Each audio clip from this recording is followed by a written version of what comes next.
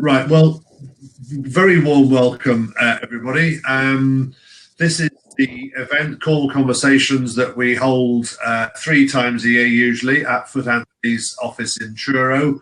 We normally try and choose a morning when the tide's in, so High Water House looks over the lovely Truro River, and it's always a very special occasion. And I was just whittling on to John then, before we officially started, about the quality of the Foot Anthony breakfast, and it's always been something that it's an event that we've been long now delighted to work with Foot Anthony, one of our very much appreciated business partners. So thank you, John, and the team there for that always, and for agreeing to this virtual version this morning. And it's an interesting conundrum, isn't it, with these things? Whilst they are very efficient, and as John said, obviously this is starting a bit later and limited to an hour, because we miss all of the side chit-chat and so on that we normally get at these sort of social events. And it'll be interesting to know going forward what events we think we can do,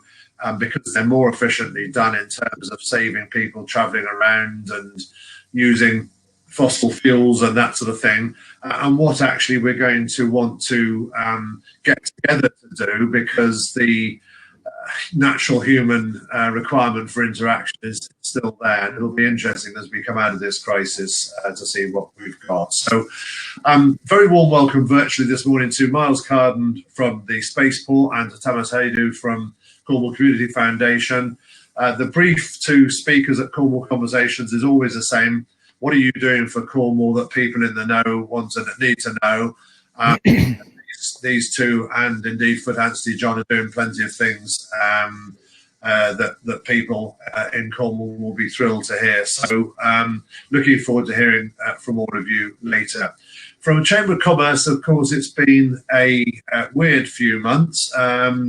We are, the network. Events are us. With Naomi being such a fantastic events organizer, it's we've had lots and lots of things we've missed, I think, in terms of big breakfasts and stuff. So we're looking at sort of gathering opinion as to when we start some real networking meetings again with a purpose. And we've got our socially distanced team away day on the 6th of August, and we'll agree between us that sort of blend that we're going forward in terms of home working and office working, and what events we think we can introduce, back to real ones again, and when. I know that few people have taken advice in other groups, and sort of small socially distanced events in September are looking like that might be something to head for. So watch this space, and if, as always, if anybody's got ideas around that, do let us know. But until then, a full range of online events. Do look on our website, or you might get the specific email about events from us. We're starting again our campaign about reimagining our towns. There's all sorts of specific things coming up for niches as well as generalist informational ones. And each Friday, Miriam, our membership manager, runs coffee, virtual coffee. It's usually 11, sometimes at 12 on a Friday morning. So do make sure you engage in those. And as always, Chamber of Commerce here to champion business, to support you. So if we're doing things that you think we can do better, let us know. If there's events or other activities that we should be doing to help your business, then also do please let us know. So that's enough from me, I think, to start with. John, I know you'd like to say a few words from Foot Anthony's point of view, so over to you. The floor is yours.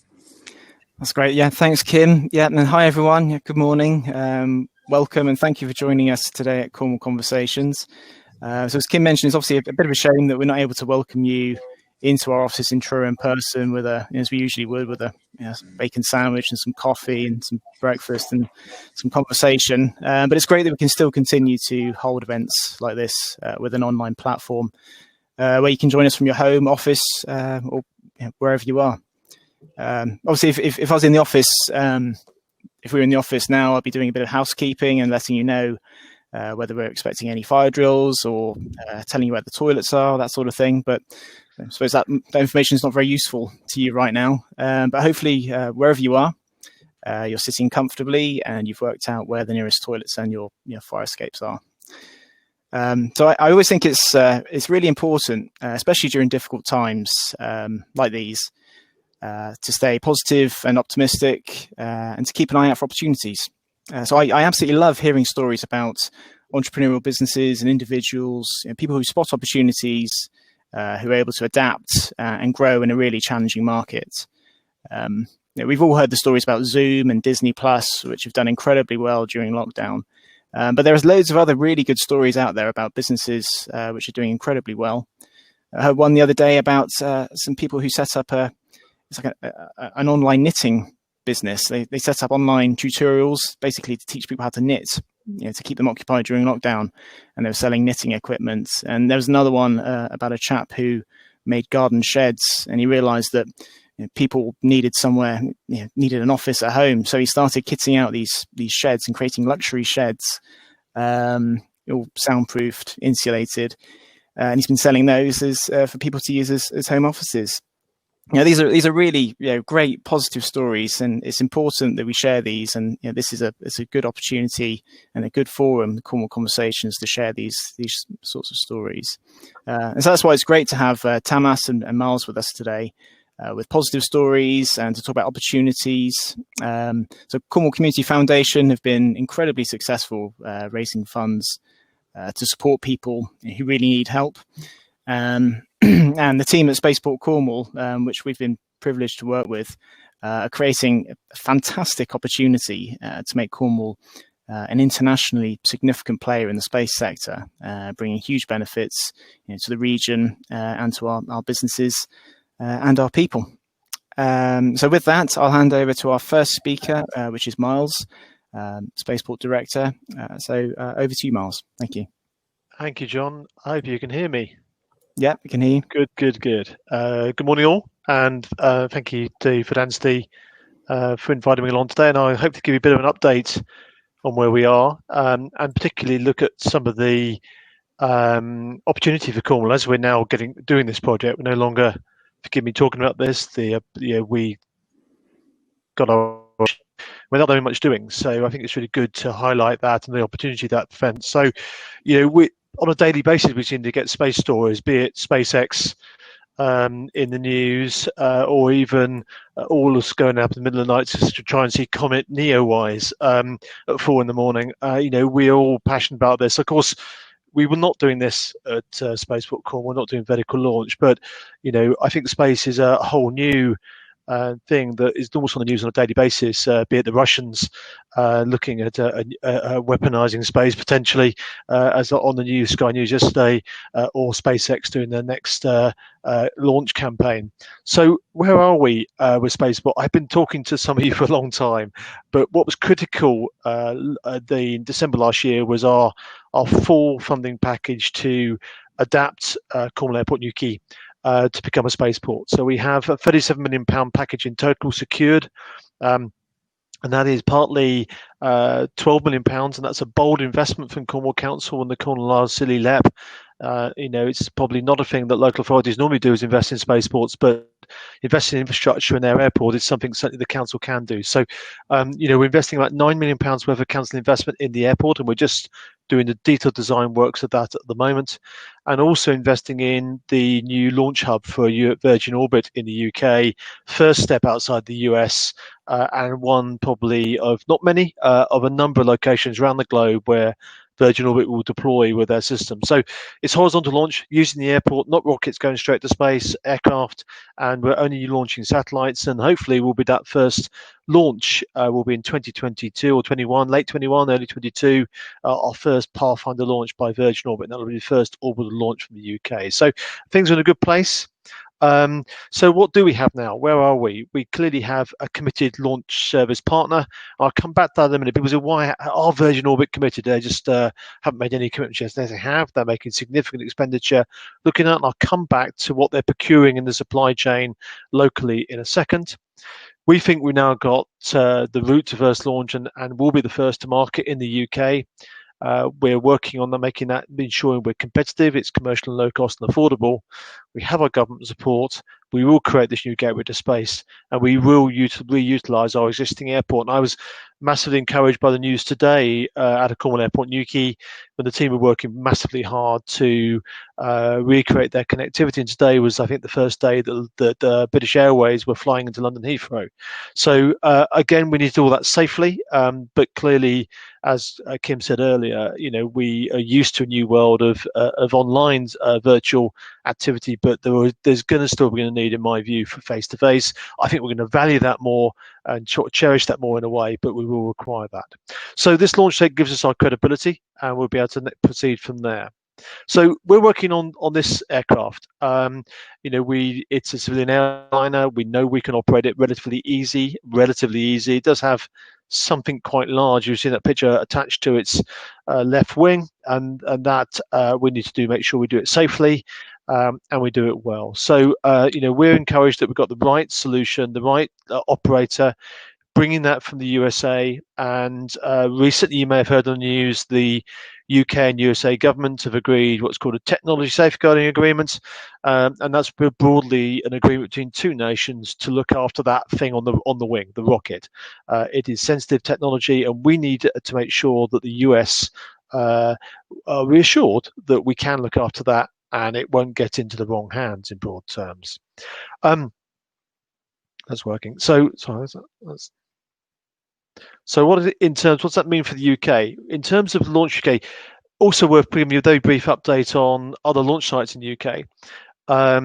We aren't the only one, and I think that probably in the long term there may be a second or third horizontal launch site, and there certainly will be a number of vertical launch sites, predominantly in Scotland. We can't do vertical launch in Cornwall. We're not a safe place to do that, but they can in Scotland. So the one best known probably is Sutherland, which is the blue dot on that. And the second probably best placed are Shetland Space Centre. And I think the same as the Scilly Isles get annoyed with maps of Britain, the Shetlands get pretty annoyed because they always get cut off as well. So there's a little arrow indicating Shetland in the green at the top. And also there's a third site in the Western Isles, Spaceport 1. And they're predominantly looking early stages in smaller rockets in what they call suborbital activities. So rockets that do really important stuff, science and other experimentation, but don't actually put a satellite into permanent orbit. But I think they've got ambitions for orbital in due course. So there's 3 leading ones in Scotland and a couple of other horizontal launch sites in the UK. Llanbedr in Wales are looking at high altitude drones and balloon technologies, and Prestwick are looking at a longer term plan for the use of their airport as well, alongside Campbelltown. So that's the sort of picture we've got. But certainly in terms of the 2 sites that are going to come forward, there's going to be 2 pathfinders that my belief will be us in Cornwall, at Cornwall Airport, Newquay, and probably Sutherland or Shetland will pop the first rocket into space in the next 2.5 to 3 years. So this is Virgin Orbit System. I've talked to you probably all long and hard about this. I think important for this now, it is in its major test phase. We're looking to bring that aircraft tested and proven from the US to the UK and do that first satellite launch in 2022. If you watched the news, you probably saw their now almost 2 months ago was their first orbital commercial test. That didn't go to as everyone planned, and wasn't a total success, but they learned a huge amount from that. It was the first time a rocket of its type had been launched from an aircraft like this and ignited. Soon after the ignition of the rocket, there was a complication and the engine shut down. So it wasn't destructive, it wasn't there, it just was a failure. And they're currently almost at the end of their evaluation of that, and hopefully we'll be going into next launch very soon. Critical stage for us. We're very dependent on this technology working, but we're confident in the team, and many others are confident in the team. The UK Space Agency, the US military, the UK military have all endorsed this system and are looking to use it for future launch capability. interesting little shot from Flight Radar. If you want to know what a launch looks like in California, this is the flight track of the Boeing 747 out of Mojave Air and Spaceport. As you see, it flies over quite a lot of land, and some of that is fairly heavily populated. And it goes into a launch range off the California coast and goes into what they call their racetrack, which is it does a full loop to prepare the rocket for launch. And you'll see where the aircraft breaks that loop and comes back to Earth, where the actual launch occurred. So interesting little thing, and obviously that will be someday off the coast of Cornwall. Just to give you a bit of light relief, I picked this up on the news yesterday, which I think is quite nice. Nothing to do with Spaceport. It is to do with the Boeing 747. We're looking at the reuse of that Boeing 747 and upcycling it for launch. The days of the 747 as a commercial airliner seem very numbered. Two or three of the major carriers, BA, Virgin Atlantic, and now Qantas have all decided to retire the aircraft in the post-COVID-19. And after we've all probably flown it, it's a pretty sad day. And I think to celebrate this aircraft that has been around considerably, I think this very neat flight of its last flight by Qantas out of Australia was to map their logo on the sea and the flight in a radar. Anyway, I thought it was quite a nice thing to highlight. You can see it on the web. A great piece. If you're going to retire something, do it well. And I think there's a nice touch. Anyway, a very important aircraft. It does show you that obviously Virgin will be reutilizing a number of these in the future.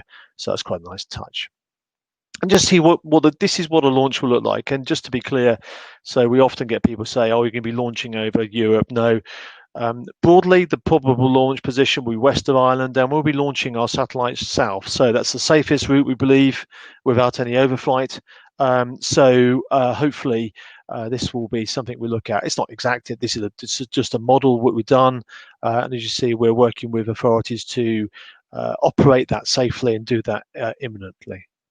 The benefits of Cornwall, really what I wanted to start talking about. We've done a little bit more work recently on the much wider benefits of Cornwall, and we believe in terms of the magnitude of success and the likelihood of success, this goes across an awful lot of the key areas of what the Cornwall Council, why they're investing in terms of benefits, both in terms of education, housing and health, trade investment, climate change, and tourism and prestige. So we think this project in some way will touch many of these areas. And, I think we're just now starting to see the realization of that through things like the procurement of the supply chain to support Virgin Orbit in Cornwall. So Virgin Orbit are procuring, if you see from that slide, there's a lot of kit that sits around the aircraft to service a rocket, fuel, do all that safely. And they'll be procuring that kit in the UK via a new contract with a key player in the UK. So these are the down-selected parties on the left-hand side in the box. Some key names there, both international and UK-based, but nearly all those have significant UK footprint, and nearly all those are looking at a significant footprint in Cornwall to support Virgin Orbit going forward. Now, they're the tier ones. Obviously, from Cornwall's point of view, there's a whole raft of other suppliers in tier 2 and tier 3, and then we've done a number of supplier days and webinars, and I can provide you with the email address for those webinars or to link into that process if you haven't already got them. So important stage, I think there's benefits already being realised. I was on the phone with one of those players yesterday who are looking at a fairly significant presence at Newquay in terms of to support this project going forward. And this will be capability not only for now, but to supply the space supply chain in the future. This aircraft will be deployed around the world. So the opportunity for the UK to supply this equipment in the future to our locations is significant. And also as the aircraft adapts and technology changes, that space capability will remain. So what do we need? I'll finish off here pretty much. We have got a lot of things in place, but we do need more. And we continue making the case to government to support the project. We hope the bold investment by Cornwall Council in Spaceport will involve the project being involved in the future national space program. We're already seeing indications of the government excited about space, the fairly significant investment in buying a stake in OneWeb. I think the satellite operator showed that.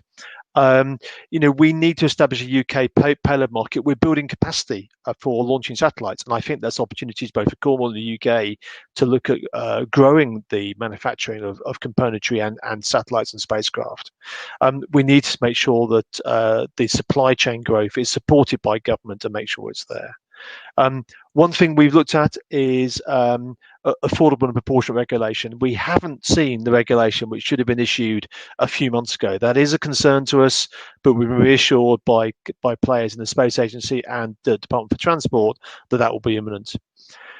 What's the potential for Freeport? And again, for a Freeport spaceport, that could bear significant benefits. So again, that's something we're working with a local enterprise partnership on, whether there's a chance for that to be, for us to be declared a Freeport in addition to the existing enterprise zone. And are there opportunities for Cornwall? We're working very closely with Goon Hilly Earth Station about providing national launch range services globally, and I think that has massive opportunity for Cornwall for other people who may want to launch within that North Atlantic region. So that's hopefully a bit of a canter through and a bit of an update. And I'm hopefully happy to answer questions around the supply chain opportunity down the line, but also happy to take questions on my email there. So thank you, John. Thank you very much indeed. A really good update. As you say, you and I have been in conversation about this for a number of years now, but that was a really good update there. So thank you. It is a very exciting thing. I think it's very exciting for Cornwall.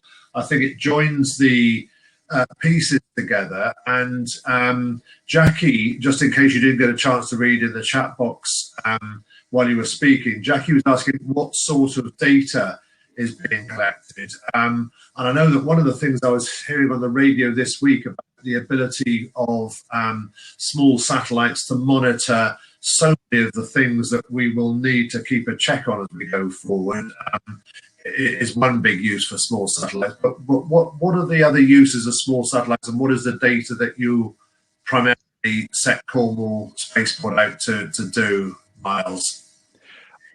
Probably a question as much for me as Goon Hilly Earth Station. Goon Hilly Earth Station see the value of connecting space into their data network, and also their work they're doing in terms of their data capture at Goon Hilly. So obviously, clearly, if you look at some of the statistics around, we're launching low Earth orbit satellites, and they tend to be used for communication and observation mostly.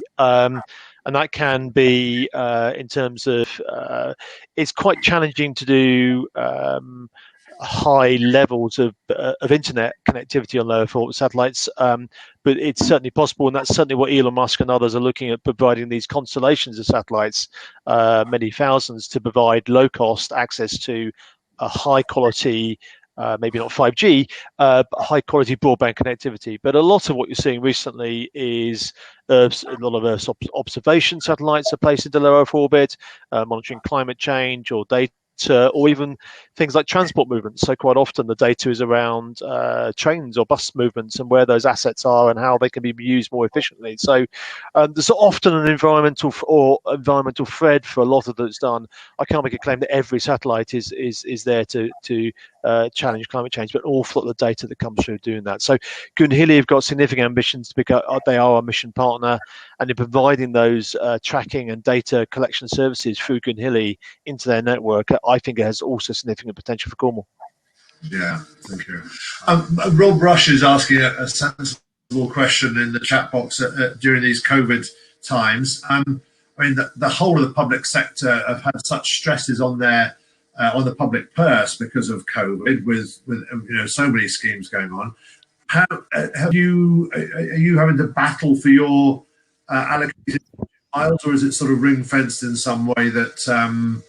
I know it's a key part of the LEP strategy, which they consulted with Chamber of Commerce, and we absolutely get this for all the reasons you said in your presentation. But do we have to lobby harder, battle harder to make sure that this important investment for the future does maintain? As far as I'm concerned, and I know that the LEP and the council are concerned, the approval of the project occurred last December, and at that stage, soon after that, pre-COVID, we made significant commitments via commitments to the Space Agency, commitments to Virgin Orbit, and commitments to even down to things like staffing and working the pre-due diligence for the spaceport license. So the project is not currently being looked at in any shape or form to revisit that approval. We've committed to the Pathfinder launch. Clearly, in the future, about potentially new investment in spaceport to look at new business opportunities, and that when there's a return to Cornwall Council and others, then that's something clearly we need to campaign for. But at the moment, we are proceeding. COVID-19 has not particularly delayed us. We've probably got a 3 or 4 months in there at the moment, and that's mainly down due to the regulation issues, because the government can't issue the regulation, or haven't been able to issue the regulations in COVID-19. So we've got to put a couple of months delay. So we're looking at launch early 22 rather than that. So no indication that we need to lobby on that basis. What we do need to lobby on, I think, is our inclusion in future space programs, and we need more national government help for that. So I think the council has made a significant investment, and I think that should be repaid in the future with additional national government funding. And Darren's asking, from a private sector point of view, Muzz, do we need to demonstrate that we've got either the skills or the appetite to learn the skills in all of this sort of downstream supply chain that you're talking about? And what do we need to have here to successfully lobby SpaceX or Virgin Orbit or government that we've got the appetite for this? I think we're showing that already. I mean, I think Cornwall's shown its ambition in many of the new technologies we're looking at doing. From you in your intro, Kim, I think we've done that. We've shown our global ambition. I think people recognise that we're doing that, and we're doing this sort of spaceport. I think in terms of the skills, then we're working very hard with both the skills team, the local enterprise partnership, and the Cornwall Council, and we're just about to appoint a dedicated skills person to look at our outreach, both from primary school right up through college and beyond that. So from primary school to internship. And we know there's a couple of areas that we need to work on very hard. We're working on very much with Goon-Healy Earth Station to make sure we've got the right skills, not only to support the upstream, what we call the upstream, the launch element, but also the downstream, the technicians required in terms of the data and the communication. So I think we're well placed, and I think we need to work hard on that, and I think we can do that. But we've put the resources in place to do that well, and so I'm encouraged that we can now COVID-19 is forward, we can now hopefully in September get back into schools and do that. We even talked to Virgin Orbit this week about doing a live webinar with their engineers in the factory in California with one of our schools, a couple of our schools in Cornwall, particularly Treviglas, who were runners up in the UK Space Energy Sat Life Challenge. So there's a group of girls at Treviglas recently won a national competition, or runners up in national competition, and that was looking about space-based data and application. So I think that's really encouraging. We just need to build on that. Great. And before we come to Thomas, we've got a few minutes at the end for sort of general Cornwall benefit questions in terms of jobs and prosperity and so on. But Jackie is asking, let's dream for a minute, and let's think of a plane taking off. What's it look like? How long does the flight last? What does it actually do when it's in flight? And how many people are on it? And this sort of thing, Miles. Just give us a flavour so we can fuse our children, etc. March 2022. We look forward, not long away. I think in terms of what this will look like. So we've got the Boeing 747 UK Airport with the rocket. There's a lot of pre-flight checks that need to be done. We're looking at a lot of detail about this, man. This is what we're doing now, is look at what's called a concept of operation. So the exact data, this aircraft, when it moves, how it moves. So it's about a sort of 2-hour launch window that it works on. To prepare the aircraft for flight. That aircraft would depart the airport normally, depart towards the sea, and then transit probably 250 miles to a launch location west of Ireland, maybe 300 miles west of Ireland, 35,000 feet. It goes into that racetrack I showed you, and then does a heavy climb and drops the rocket, and that then rocket launches south towards Antarctica. And we'll put a satellite the size of a fridge freezer into space. And then that aircraft will return safely to the airport and then can turn around pretty immediately to do another one.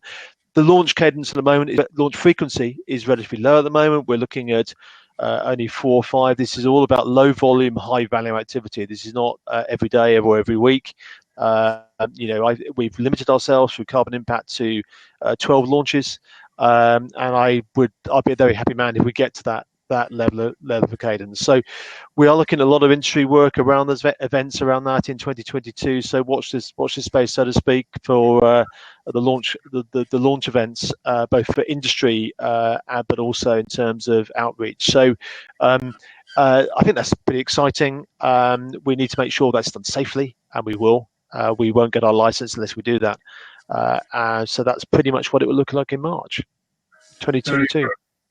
Well, let's fingers crossed, and let's all work together to make that happen. It's fantastic, Martin. Thank you, as always, for your leadership on this. It really is hugely loved in Cornwall and great for our profile outside. So let's work towards that, and we'll come back at the end of this a couple of minutes on sort of the sort of wider prosperity for Cornwall point when we've heard from Thomas. So thank you for a beautifully put together presentation and clarity on all of those answers, Miles. Thanks as always. So our second speaker this morning is Thomas Haydu, who's the Chief Executive of Cornwall Community Foundation. I'm not going to give him much more intro than that because I need to declare an interest that I'm very proud to be a trustee of Cornwall Community Foundation. So it sounds a bit self-serving if I wish her on now. So but we can come back at the end on any of the marvellous work that Thomas and the team do at the foundation. So Thomas, without further ado, over to you. I'm looking forward to hearing from you as to, well, what an amazing few months you've had. Thank you very much, Kim, for the invitation. Can you hear me? We can, yeah. Excellent, thank you. Christmas time, none of us see COVID-19 coming to Cornwall. 3 months later, we very much found ourselves in the epicenter of the unfolding crisis in Cornwall. The Cornwall Community Foundation was established in 2003 by the late Lady Mary Holborough. Every county in the UK has a community foundation. We are an independent charity and we support grassroots community groups, small charities, and individuals in crisis. During the last 17 years, we have been involved with distributing funds during several emergencies, including the 2004 Boscastle flood, the storms during 2014, and most recently, the Coverack flood in 2017. At the beginning of March, we contacted all the food banks and the 52 organizations in Cornwall who distribute money from our crisis fund. We offered them funding to help their corona outbreak preparation. Stockpiling meant food banks were running short of food, but the demand has increased 400%. Local charities were unable to get out in their communities to do their usual fundraising and needed more funding to extend their services. The CCF started to grant award from its emergency fund on 13th March, 10 days before lockdown started, and during the last 4 months, we have distributed 250 grants to 140 different frontline organizations all across Cornwall and the Isles of Scilly. More than £690,000 was distributed from our emergency and crisis funds. Our local communities always pull together in times of need, and strong communities are the glue that hold Cornwall together. We have seen amazing acts of kindness and bravery, and our aim is to support our communities and enable them to carry on with the great work that they are doing. This is an unprecedented situation, and the generosity of our donors is making a huge difference. We are so proud to be supporting so many local heroes, such as the volunteers of the DISC in Newquay, the Drop-In and Share Centre.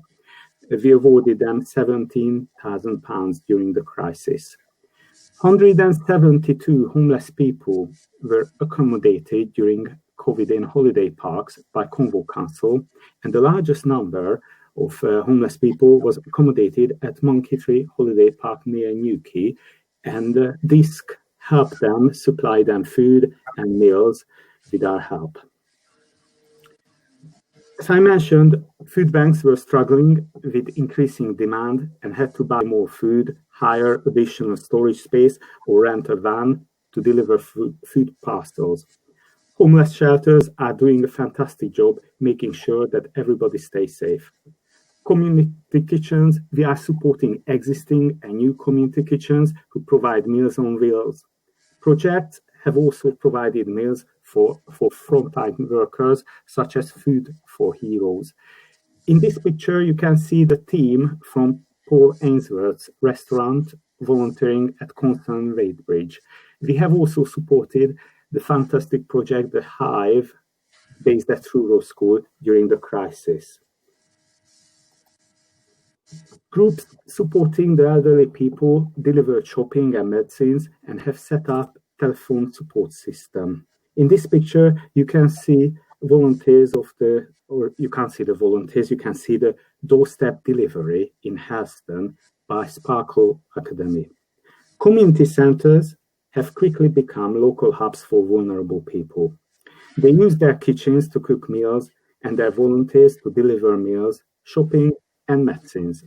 They also provide 24/7 helplines and our friendly voice on the end of the phone and offer book or jigsaw lending services. Mental health charities are expecting huge pressures with the demand for online counselling and helplines. Bereavement services are finding new ways of delivering support in Cornwall. The specialist charities that help victims of violence and abuse have started to support their beneficiaries remotely. Groups supporting young people with virtual music lessons, sharing ideas, online Zoom dance lessons, and advice to help children communicate in a safe way online. We supported groups with the cost of activity packs, arts and craft materials, and internet upgrade to be able to cope with the demand.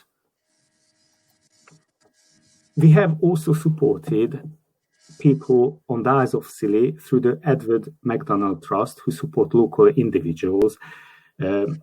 People on the Isles of Scilly have been hit especially hard, as many of them on seasonal contracts and are often reliant on several jobs to sustain themselves. Donations to the appeal has now reached more than £1 million. So where did our money come from? Half of the donations came from large funders. We work in partnership with the National Emergencies Trust, and we have received £400,000 from them.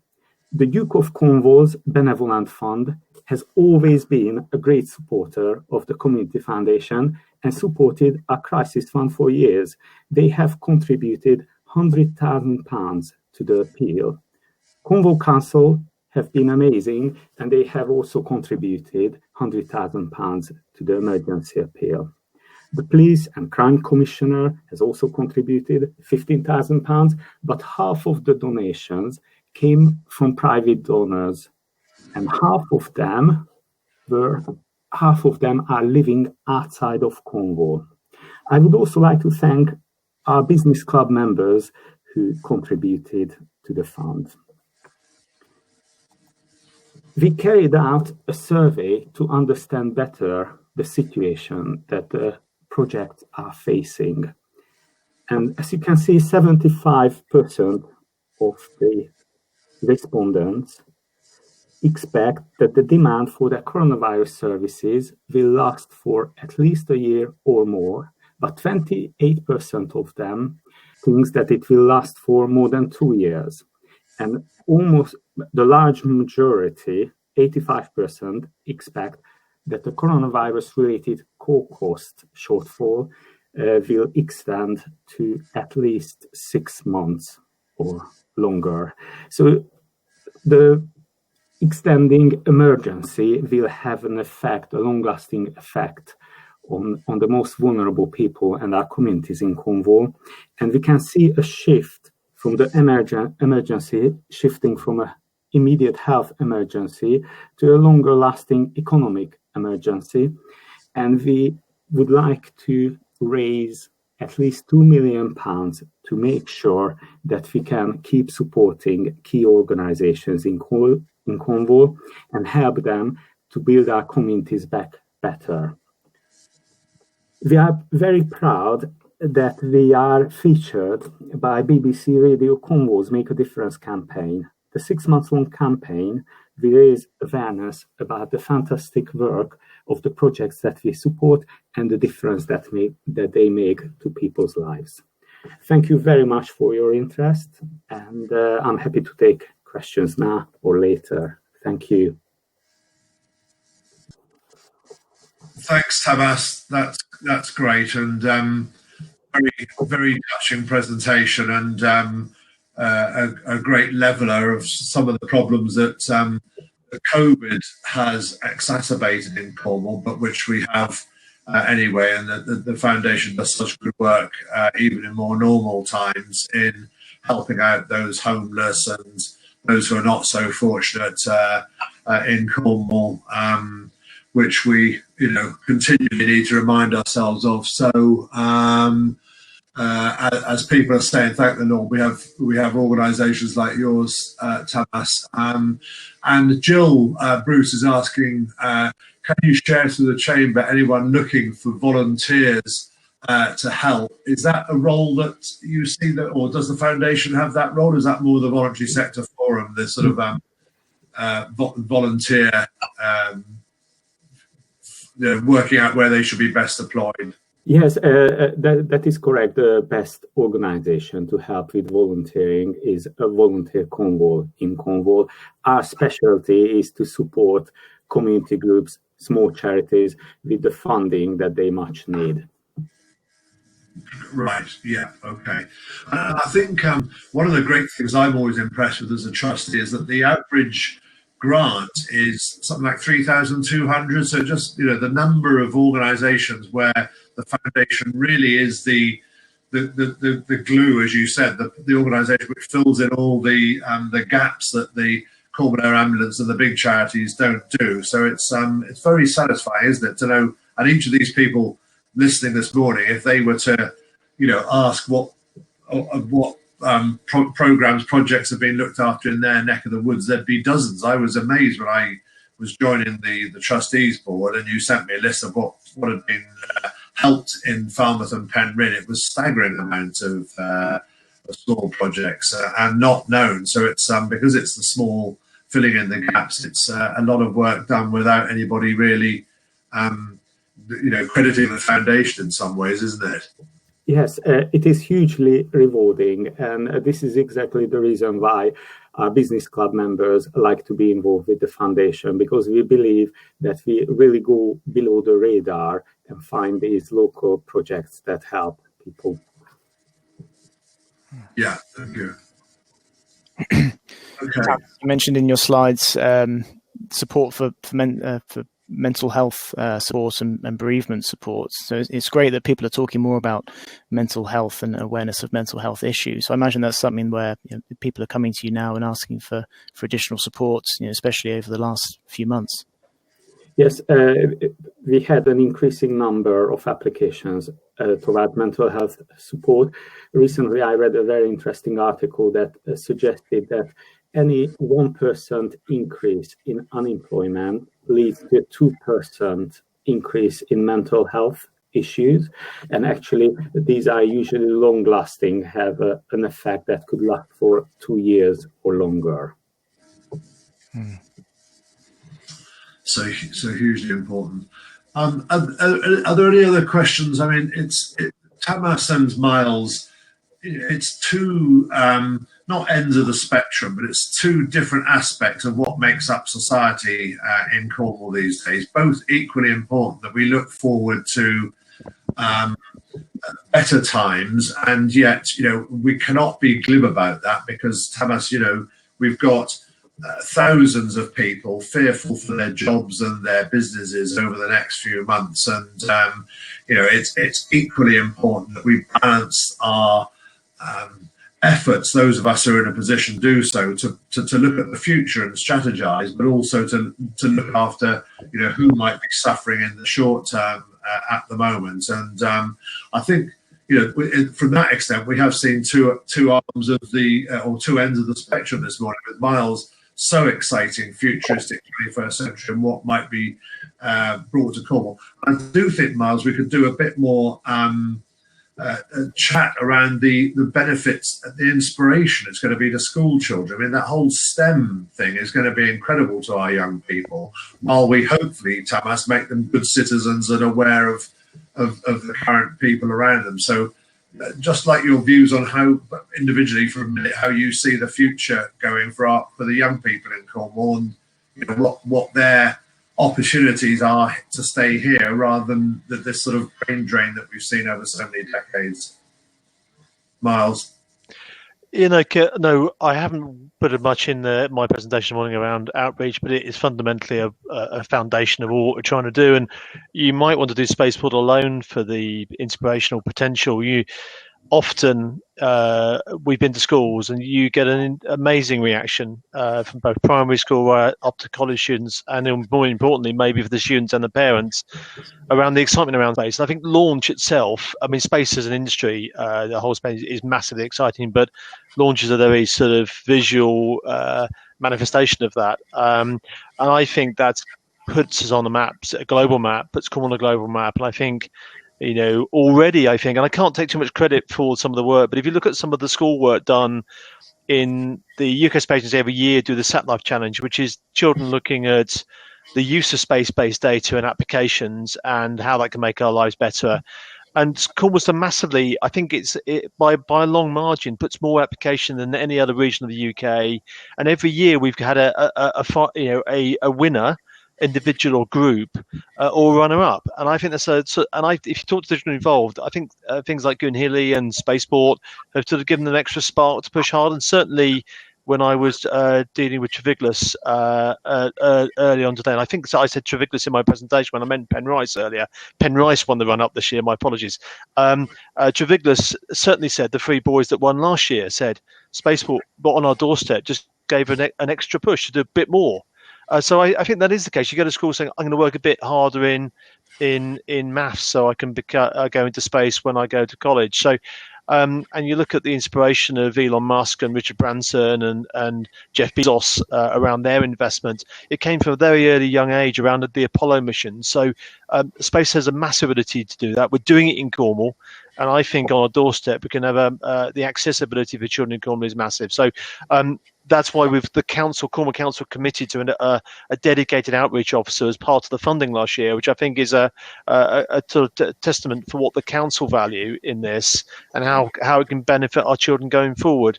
And in a post-COVID-19, that inspiration is even more important, so that it is not all doom and gloom. And science and space is a massive part of what you can do, and do it from Cornwall. So, yeah, we're massively excited. Sorry if I left it out of my presentation. It's not about it. It was a nice, concise presentation. These are the sort of things which come up, determined by what people in the audience are really asking.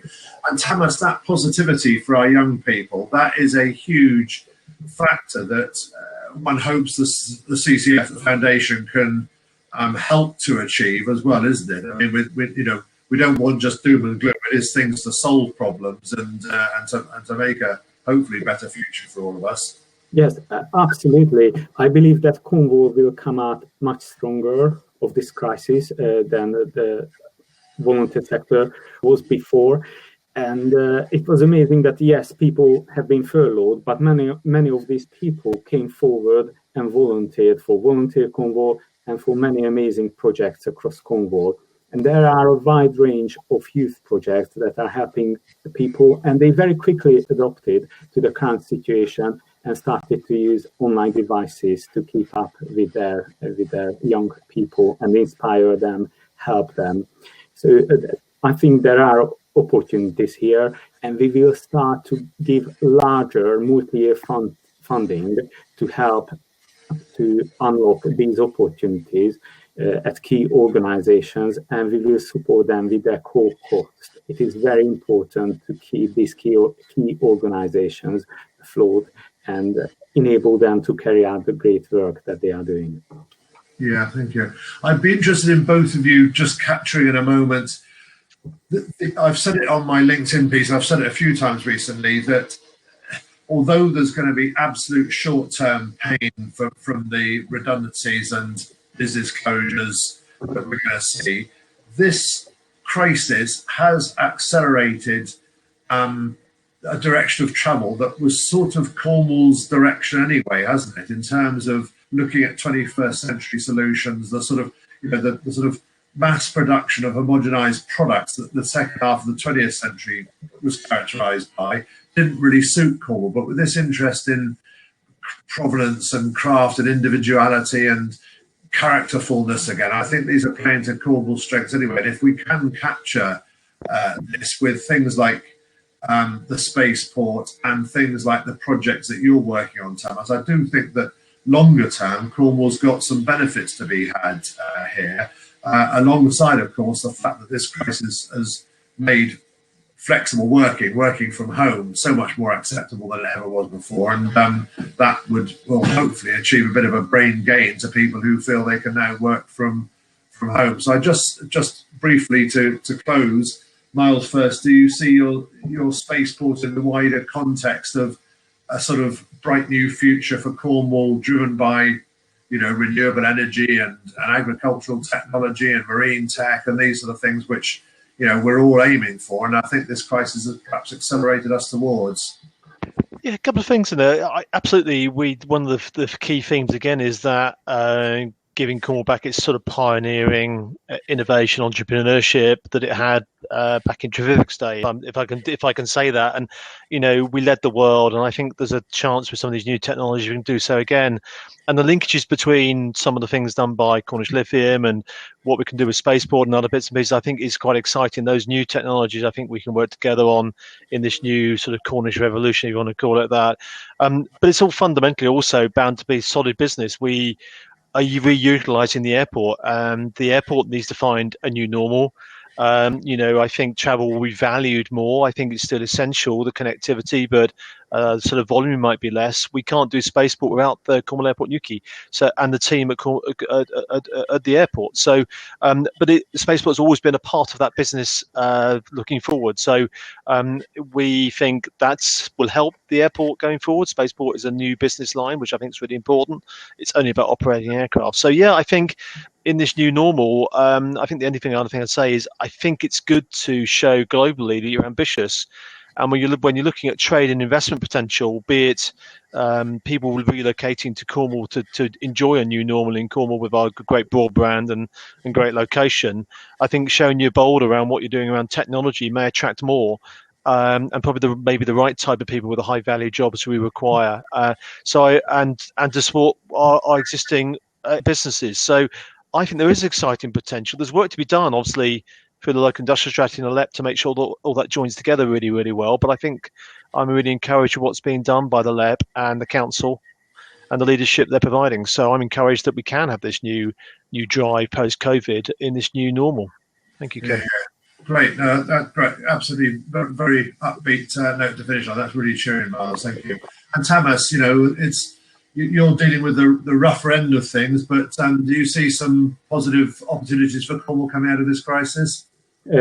Absolutely, and I can see links where businesses and local communities can work together. Last year, Healy Cornish Cyber Fund, David and Joe Healy, they set up a new fund with the Community Foundation to support young entrepreneurs, and annually about 10% of the funding that we give out goes to social enterprises.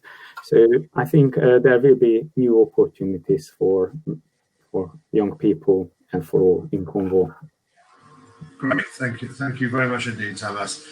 I think many of us can reflect on Suzanne's chat there that this morning has made us feel very positive that there's a future for Cornwall and in very, very wise hands as well. So that must, John Catchpole at Fudancy, that's cheering for all of us working here, isn't it? It is, yeah, it's fantastic. And the work that Tamas and Miles are doing is great. And I often say it's not necessarily about keeping children in Cornwall, keeping people in Cornwall. It's sort of giving the option, the opportunities. If they want to move away and learn skills and then bring them back, then they've got the opportunity to do that. So that's right. I think that's what I did. I brought up, moved away, and then realised my mistake and came back as quickly.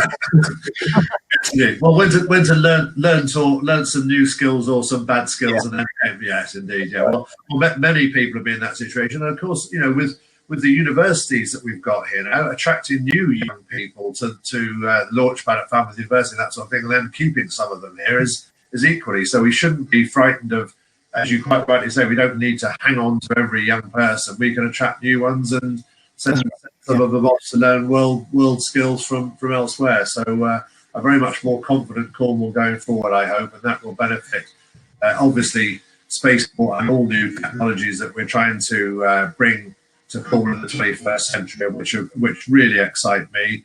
And Tamas, as a trustee of the foundation, I feel absolutely,